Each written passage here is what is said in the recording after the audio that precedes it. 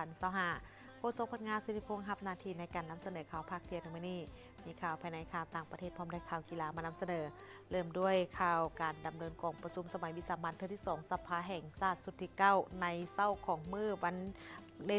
อที่4ของการดำเนินกองประชุมนี้ซึ่งในภาคเช้านี้ก็ได้มีการค้นคว้าพิจารณาเวียกงานของรัฐบาลเกี่ยวกับการค้นคว้านโยบายพิเศษให้แก่ผู้ลงทุนในอุตสาหกรรมอมตะอยู่แขวงอุดมไซและแขวงหลวงน้ำทาในนั้นก็มีนโยบายที่เกี่ยวพันกับการยกเว้นอากรกำไรในระยะ30 ปีให้แก่ผู้ลงทุนในนิคมอุตสาหกรรมอมตะ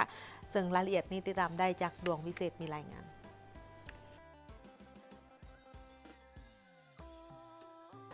มาติดตามมื้อสุดท้ายของการดำเนินกองประชุมสมัยวิสามัญเทื่อที่2ของสภาแห่งชาติสุดที่9ในภาคเช้าของมื้อนี้ท่านเฉลิมชัย กมลสิทธิ์รองนายกรัฐมนตรีได้นำเอาบทรายงานเกี่ยวกับนโยบายส่งเสริมพิเศษนิคมอุตสาหกรรมอมตะเข้ารายงานต่อกองประชุมเพื่อให้ประธานกองประชุมและบรรดาสมาชิกสภาแห่งชาติได้ประกอบกับคิดกับเห็นต่อบทรายงานดังกล่าวเพื่อให้นำไปจัดตั้งปฏิบัติให้แทบเหมาะกับสภาพความเป็นจริงในปัจจุบัน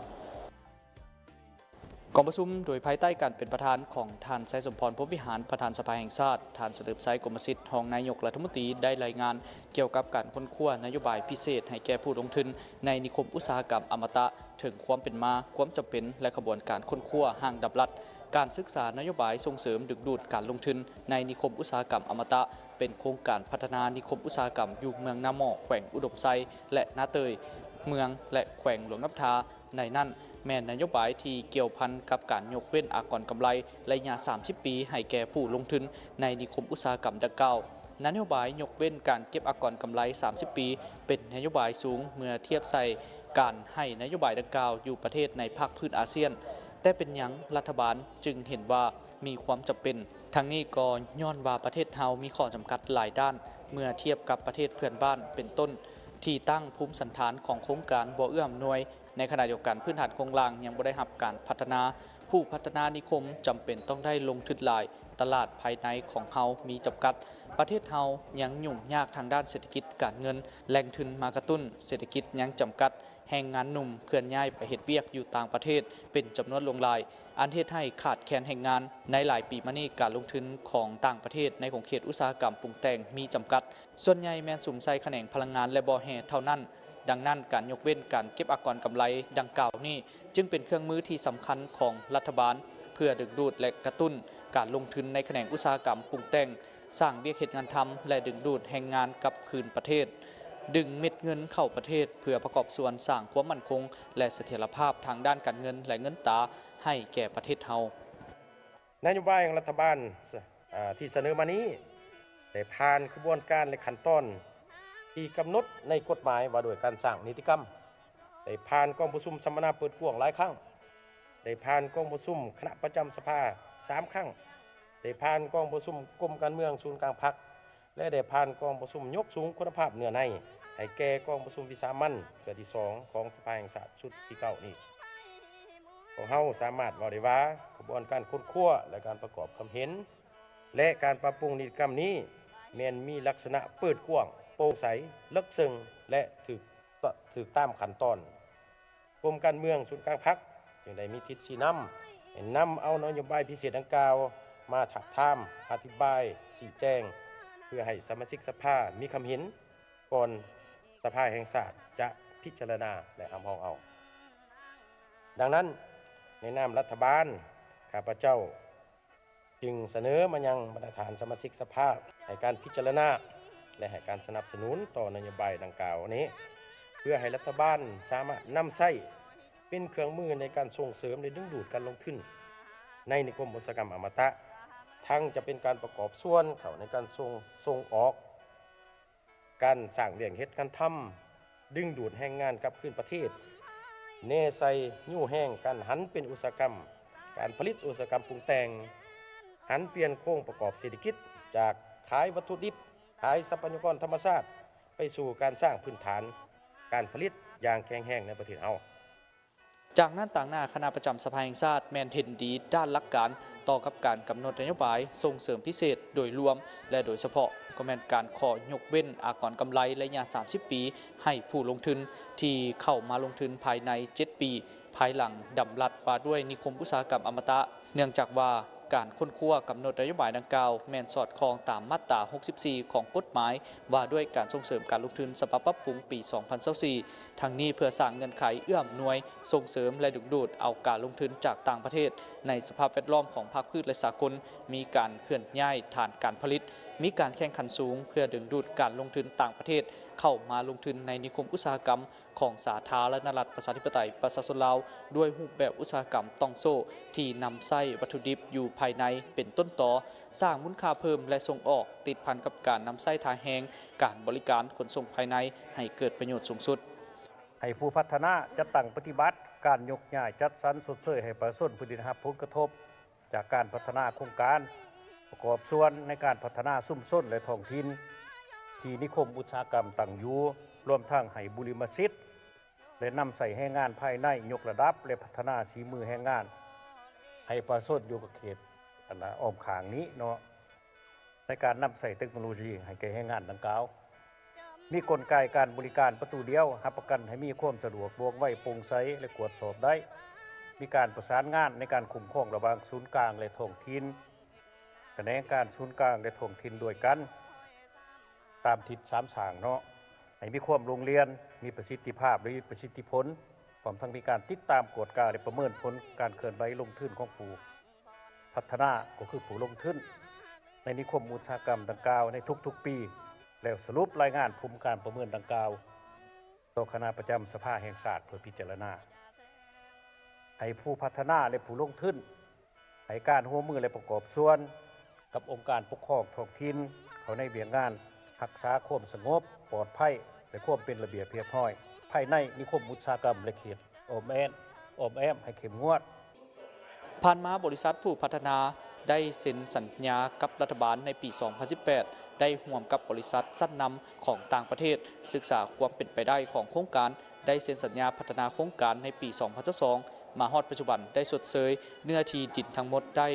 887 เฮกตาร์เป็นเงิน 406 ตื้อกีบตามอัตราชดเชยที่ได้เป็นเอกภาพกับองค์การปกครองแขวงที่เกี่ยวข้องดังนั้นรัฐบาลจึงมีความเชื่อมั่นว่าถ้านโยบายดังกล่าวได้รับการพิจารณาและมีนักลงทุนที่มีคุณภาพแล้วโครงการพัฒนานิคมอุตสาหกรรมอมตะเกิดขึ้นและสร้างการเปลี่ยนแปลงการลงทุนในเขตที่ได้เซ็นสัญญากับรัฐบาลคือลงทุนอยู่เมืองน้ำหม้อแขวงอุดมไซและเขตนาเตยแขวงหลวงน้ำทาโดยเป้าหมายการลงทุนใน4กิจกรรมส่งเสริมพิเศษที่รัฐบาลกำหนดคืออุตสาหกรรมปรุงแต่งกสิกรรมที่นำไส้วัตถุดิบจากภายในเป็นหลักเพื่อส่งออกอุตสาหกรรมผลิตแผงพลังงานแสงตะเวนและพลังงานทดแทนอุตสาหกรรมผลิตรถยนต์และอะไหล่และอุตสาหกรรมผลิตอุปกรณ์ไฟฟ้าและอิเล็กทรอนิกส์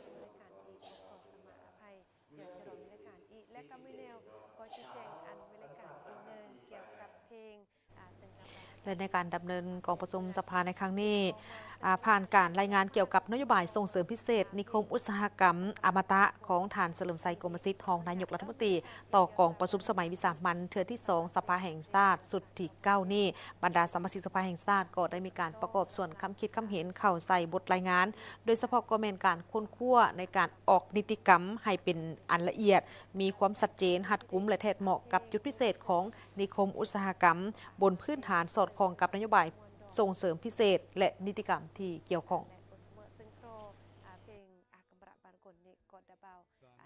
กองประชุมโดยการเป็นประธานของทานไซสมพรพรหมวิหารประธานสภาแห่งชาติผ่านมาคณะประจำสภาแห่งชาติได้มีการค้นคว้าการเสนอของรัฐบาลเกี่ยวกับปัญหาดังกล่าวตามสิทธิและพระบทบาทของคณะประจำสภาแห่งชาติที่กำหนดไว้ในรัฐธรรมนูญและกฎหมายว่าด้วยสภาแห่งชาติซึ่งโดยพื้นฐานแล้วคณะประจำสภาแห่งชาติแม้นเห็นดีด้านหลักการต่อกับการกำหนดนโยบายส่งเสริมพิเศษโดยรวมและโดยเฉพาะการขอยกเว้นอากรกำไรระยะ30 ปีให้ผู้ลงทุนที่เข้ามาลงทุนภายใน7 ปีภายหลังที่ดำรัสว่าด้วยนิคมอุตสาหกรรมอมตะมีผลศักดิ์สิทธิ์และลงทุนในแขนงการส่งเสริมพิเศษ4กลุ่มกิจการคืออุตสาหกรรมปรุงแต่งกสิกรรมที่นำไส้วัตถุดิบภายในเป็นต้นตอเพื่อส่งออกและสมไส้ภายในอุตสาหกรรมผลิตอุปกรณ์ของพลังงานทดแทนรวมทั้งแผงสิ้นส่วนพลังงานแสงอาทิตย์อุตสาหกรรมผลิตรถยนต์และอะไหล่และอุตสาหกรรมผลิตอุปกรณ์ไฟฟ้าและอิเล็กทรอนิกส์ได้รับการยกเว้นอากรกำไรระยะเวลา30 ปีนับแต่มือออกใบยั่งยืนดำเนินกิจการโรงงาน บรรดาสมาชิกสภาแห่งชาติก็ได้มีคำเห็นโดยเฉพาะกฎหมายมาตรา 64 ของกฎหมายว่าด้วยการส่งเสริมการลงทุนฉบับปรับปรุงปี 2024 สามารถกำหนดนโยบายสูงกว่ากฎหมายเกี่ยวข้องกำหนดมาตราที่ 9 ของทางดำรัสว่าด้วยนิคมอุตสาหกรรมอมตะที่จะได้รับการยกเว้นอากรกำไรนโยบายส่งเสริมพิเศษดังกล่าวส่วนตัวข้าพเจ้าเมนเห็นดีสนับสนุนโดยเฉพาะเป็นการขอยกเว้นอากรกำไร 30 ปีให้ผู้ลงทุนที่เขามาลงทุนภายในระยะ 7 ปีดังที่ทางทานห้องนายกเสนอหันซึ่งว่าถากว่าบรรดาผู้ลงทุนที่เขามาลงทุนในระยะ 7 ปีที่มีรับนโยบายนี้จะได้ตามนโยบาย 30 ปีหันแต่ถ้าว่าผู้ที่มาหลัง 7 ปีนี่จะบริหารนโยบายดังกล่าวอันนี้มันเห็นว่ามีความสอดคล้องและเหมาะสมโดยเฉพาะอยู่ใน4โครงเขตเนาะที่ทางรัฐบาลได้เสนอหันเป็นการส่งเสริมพิเศษถ้ามีการลงทุนฉะนั้นการนำเข้าทุนการนำเข้าเทคโนโลยีเนาะจากนั้นมันก็จะเป็นการสร้างงานการสร้างรายได้การสร้างมูลค่าเพิ่มและพวกเขาก็จะมีสินค้าที่ส่งออกและมีสินค้าที่รับใช้ภายในเนาะอันนี้เนี่ยแม่นถือว่าผลของถ้าพวกเขาได้รับอนุมัติเนาะก็ที่ไปที่มามันก็จะเป็นคือในนั้นและถ้าโครงการนี้ได้ถือคำห้องได้ถืออนุมัติเนาะข้าพเจ้าก็บังยิ่งว่าก็จะเฮ็ดให้การแก้ไขสภาพของพวกเขาที่มีความยุ่งยากทั้งด้านเศรษฐกิจในปัจจุบันนี้ส่วนหนึ่งก็จะได้รับการแก้ไขสำหรับนโยบายส่งเสริมพิเศษนิคมอุตสาหกรรมอมตะที่บรรดาสมาชิกสภาแห่งชาติได้ประกอบความเห็นใส่นั่นเพื่อให้รัฐบาลสามารถนำใช้เป็นเครื่องมือในการส่งเสริมและดึงดูดเอาการลงทุนในนิคมอุตสาหกรรมอมตะทางประกอบส่วนส่งเสริมการส่งออกสร้างเวียกเฮ็ดงานทำและดึงดูดแรงงานกลับคืนประเทศแนะใส่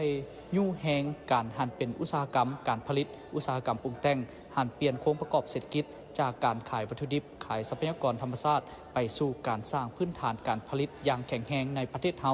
พร้อมนี้ภายหลังนโยบายส่งเสริมการพัฒนานิคมอุตสาหกรรมดังกล่าวได้ถูกรับรองประธานกองประชุมก็ได้เสนอให้สมาชิกสภาร่วมกับรัฐบาลติดตามสุขยู่และประเมินการจัดตั้งปฏิบัติตัวจริงเพื่อถอดบทเรียนและมีคำเห็นให้รัฐบาลนำไปปรับปรุงนโยบายและนิติกรรมที่เกี่ยวข้องในใส่หับประกันให้การพัฒนาอุตสาหกรรมและกิจกรรมที่เกี่ยวข้องแทบเหมาะกับสภาพความเป็นจริงของประเทศเฮาสอดคล้องกับกฎหมายและนิติกรรมลุ่มกฎหมายที่วางออกสุขยู่การพัฒนาเศรษฐกิจสังคมอย่างแข็งแรงตามทิศสีเขียวยืนยงทางหับประกันผลประโยชน์สูงสุดของประเทศชาติและของประชาชน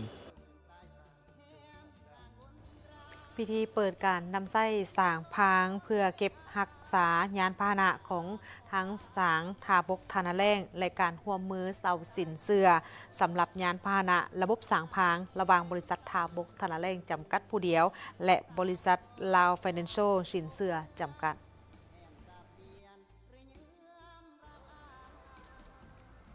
พิธีเปิดการนำไส้ได้มีขึ้นในเมื่อวันที่ 18 มีนาคม 2025 ที่สางทาบกธนาแรงนครหลวงวิจันทร์ในพิธีได้มีการลงนามบทบันทึกความเข้าใจในการร่วมมือระหว่างบริษัททาบกธนาแรงจำกัดผู้เดียวกับบริษัทลาวไฟแนนเชียลเซาสินเสือจำกัดและอีก3บริษัทคือบริษัทจงเซินลาวการค้าขาออกขาเข้าจำกัดบริษัทมกจำกัดบริษัทคิงสตาร์วิโลโกจำกัดที่เป็นตัวแทนนำเข้ายานพาหนะให้เกียรติลงนามโดยแมนทานสาครพีลางามผู้อำนวยการใหญ่บริษัททาบกธนาแรงจำกัดผู้เดียวและร่วมเปิดการนำไส้สางพางอย่างเป็นทางการของท่านสุขสวรรค์บัวพาหัวหน้าภาษีด่านสากลหัวมิตรภาพลาวไทยแห่งที่1และท่านประธานบริษัทลาวไฟแนนเชียลเซาสินเสือจำกัดท่านสาครพีลางามได้ฮู้ว่าระบบสางพาง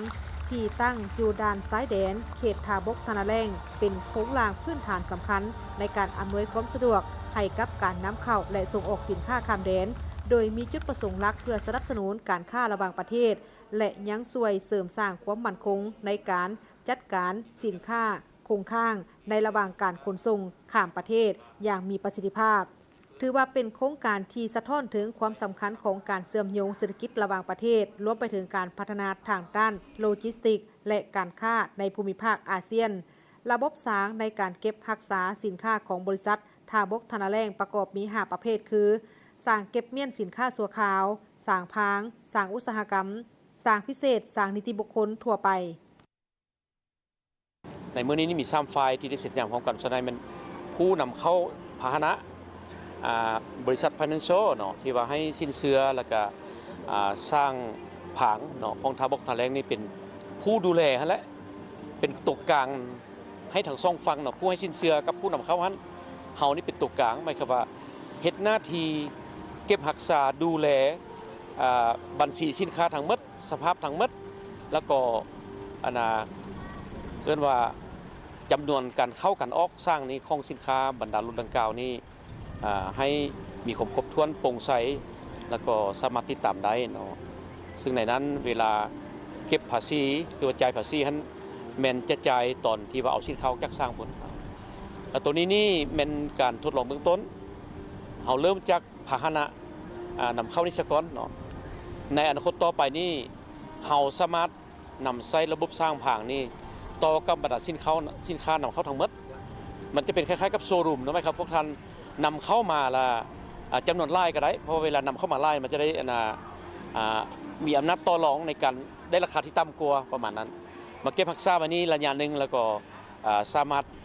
จราจรแจกจ่ายไปตามอัธยาศัยในเวลาที่มีการสั่งซื้อ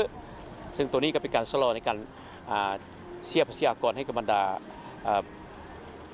ลูกค้าต่างๆที่จะต้องมีพันธะต้องได้เสียอยู่แล้วเนาะแต่ว่ามันมีทางเลือกอันนี้ซ่องไหมครับว่าถ้ามีการซื้อด่วนเนาะความต้องการด่วนในด้านพาหนะหรือสินค้าต่างๆนั้นก็สามารถเข้ามาเบิ่งได้ขึ้นกับร้านค้าโชว์รูมทั่วไปเนาะซึ่งเวลาท่านมาเบิ่งแล้วทึกใจต้องใจก็จะซื้อขายกันได้ทันทีบ่ต้องได้รอท่าว่าสั่งซื้อ3 เดือน 6 เดือนบางทีมันก็คัดตลาดเนาะเพราะฉะนั้นอันจุดดีที่1แม่นการเพิ่มความสามารถแข่งขันไหมครับว่าผู้ที่ว่ามีโอกาสมีลูกค้าเนาะสามารถซื้อสินค้าจากต่างประเทศมากักตุนไว้เนาะเพื่อว่าเวลาได้ราคามันขึ้นนะจังขายออกไปก็มีนะเช่นเดี๋ยวนี้นี่มันมีการสภาพคาดแคลนทางด้านรถตู้เนาะถ้าว่าผู้ที่ว่ามีสินทางด้านนี้นะอาจจะนำเข้ารถตู้นี่มาสต็อกไว้นี้รอถ้าราคามันขึ้นจังขายออกอันนี้เป็นเพิ่มมูลค่าให้ผู้ประกอบการได้อย่างมหาศาลเจ้าทั้งหมดนั้นแม่นเพื่อเป็นการสนองการค้ำประกันที่เข้มแข็งและการสนับสนุนที่จำเป็นสำหรับการพัฒนาธุรกิจของหลายฝ่ายที่จะร่วมมือกันอย่างเต็มที่เพื่อให้เข้มแข็งในการร่วมมืออย่างแท้จริงเฮ็ดให้เวียกงานการบริการทางด้านการเงินของธุรกิจในการเซาสินเชื่อรถยนต์เพิ่มขึ้นลดพรการครอบครองต้นของบริษัทที่นำเข้ารถยนต์อย่างมีประสิทธิภาพและให้บรรลุทางด้านการพัฒนาตื่มอีก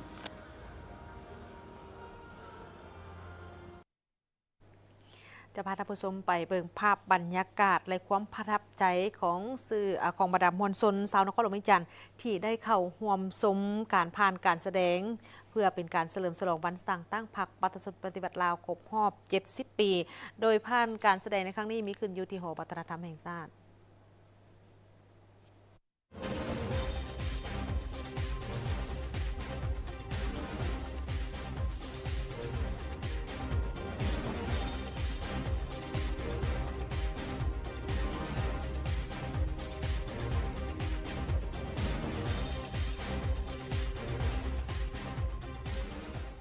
ด้วยความตั้งใจของคณะรับผิดชอบการแสดงเฉลิมฉลองวันสร้างตั้งพรรคประชาชนปฏิวัติลาวครบรอบ70 ปี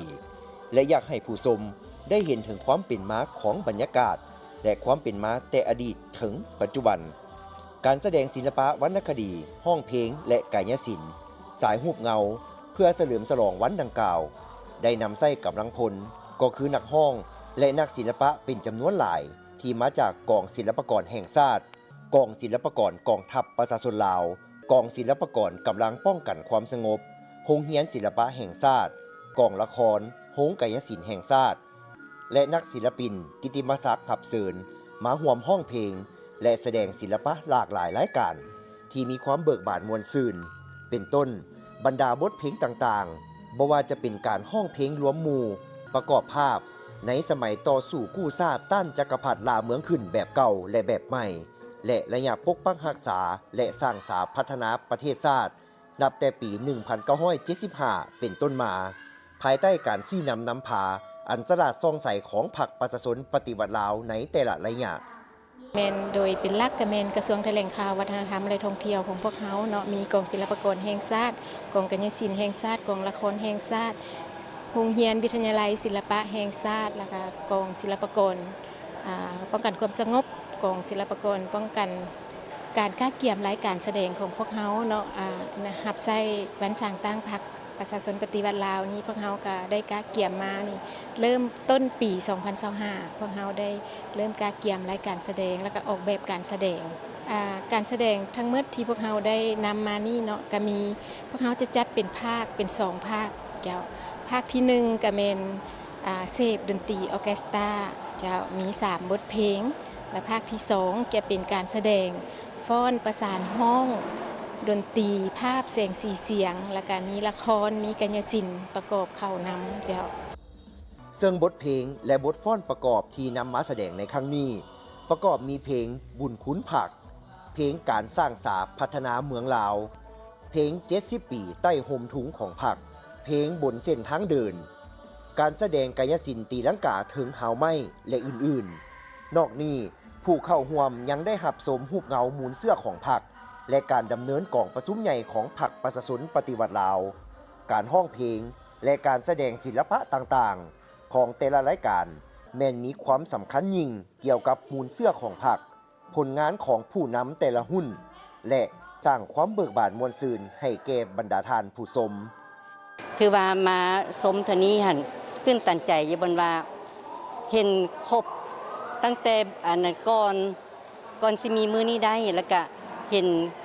การพัฒนาที่จะก้าวขึ้นในอนาคตเนาะแม่ภูมิใจอยู่บนว่าตอนก่อนสิปลดปล่อยเนาะแม่นซากที่การต่อสู้อันนั้นที่เด็กน้อยนักเรียนที่กำลังเรียนอยู่แล้วมีเสียงระเบิดขึ้นแม่นน้ำตาจนยืนป้องมื้อนี้โอกาสดีแม่ไหลมาร่วมงานเบิ่งการแสดงของศิลปะแห่งศาสตร์แม่ดีอกดีใจหลายที่เห็นภาพงามๆแล้วก็เห็นภาพปัจจุบันแล้วก็คืออันสมัยสงครามแม่ก็ไหลเห็นเป็นต้นมาเฮือบินมายิงบ่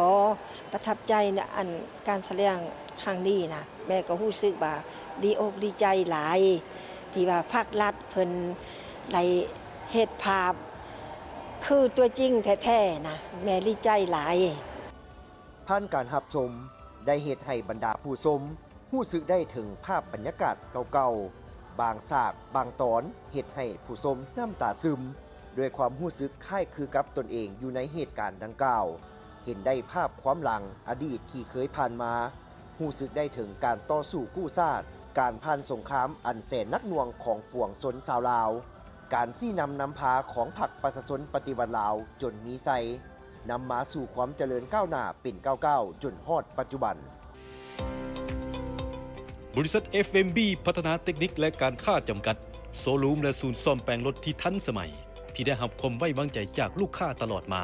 ในการบริการโดยทีมงานคุณภาพพร้อมมอบข้อเสนอที่ดีที่สุดให้กับลูกค้าและพวกเขายังมีทีมงานสร้างที่มีประสบการณ์สูงสามารถวิเคราะห์ปัญหาแก้ไขปัญหาให้ถูกจุดและว่องไวสถานที่ตั้งอยู่บ้านดุงเมืองเซเสถานครหลวงเวียงจันทน์ติดกับไฟแดงนาควายเส้นทาง450 ปีสามารถติดต่อเบอร์โทรและ WhatsApp 021-218-585 และ 020-554-67308 Facebook FMB Development Technical and Commercial Company Limited อีเมล fmbcarshowroom99@gmail.com นึกถึงโซลูมและศูนย์ซ่อมแปลงรถให้นึกถึงบริษัท FMB พัฒนาเทคนิคและการค้าจำกัด